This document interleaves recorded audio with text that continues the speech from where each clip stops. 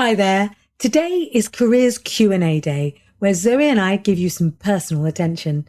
So, another listener question, this time from the media world. I have climbed the ladder in the media world and I'm doing pretty well, but honestly, I feel really quite burned out in my work.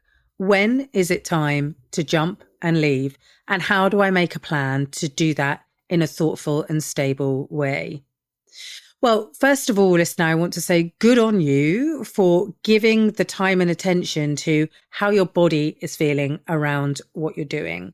I'm going to make the assumption when you say, I'm feeling really burned out, when is it time to leave?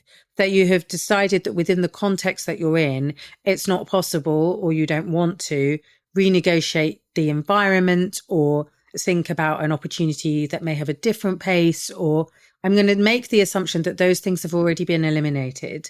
And I'm going to focus on the question of when is it time to leave and how do I make a plan? You know, we again work with a lot of people who are at burnout. They've just become exhausted. And I think if you have got to a kind of critical element where you are not really functioning, then getting signed off and taking care of yourself is the first priority. And it may not be that you are leaving quite yet, but you are at least taking some time out to urgently take care of yourself. I think that is very important. Assuming that you have been in a burnout that you are managing to manage, but you know that there's a cliff face coming, then we also want to think about what is the plan for next. But the thing that I would say is that my experience is that none of us do our best thinking or our best work when we're exhausted. And it may be that the most gentle and thoughtful thing to do for yourself is to make a plan, squirrel away what you can, make a plan for a measured and thoughtful exit, and then buy yourself at least 3 months to do some recovery, to do some reflection, and to make your planning and next steps from there rather from the position that you're in now. What would you say, Zoe? Yeah, and I think that's absolutely wonderful advice, Erica, it is to take care first, is to take care of yourself.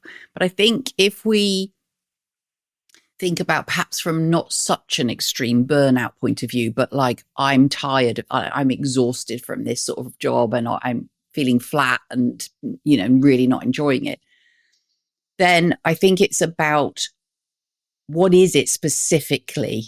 It's trying to get to the nitty gritty of what is it that I've fallen out of love with? Is it the types of projects and the work that I'm actually involved in?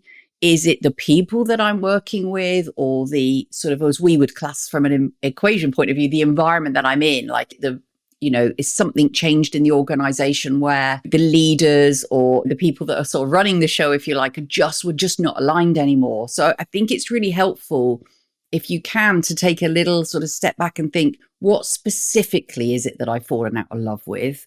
And then when we look at that, we can think more about what's within my gift to change. So what are the things that I could tweak or change that might help realign me again with the things that I fell in love with the first place?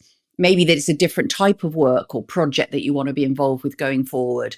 Maybe it's stepping back into an arena that you've been in before that you've missed. So I think what's within your gift to change is really important, to focus on those things that you can change. That might help then unlock, is it like a leave completely, or is it some changes that I need to make, or some conversations that I need to have to help make some changes? But until you unlock that thinking, it's very hard to talk about this with someone in the organization because you haven't really done the thinking yet.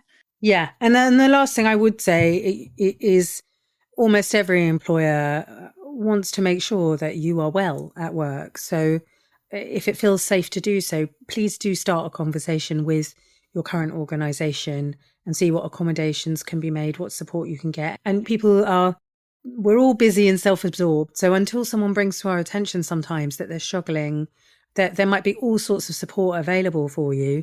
But until you've waved that flag, that you may not know about that. I appreciate that there are some organizations and some industries where if you said, I'm really struggling here, they'd be like, shove off and make way for the next person. And I hope that you're not in an organization like that. And I really do think they're in a minority. But I do appreciate that may also be contributing if you feel like it's an environment where I just can't say because it will be to my disadvantage to do so. So, use discernment and care in taking care of yourself.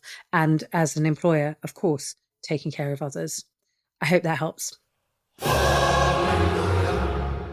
If you'd like your question answered on the podcast, please send us an email or a voice note to pod@thecareerequation.com.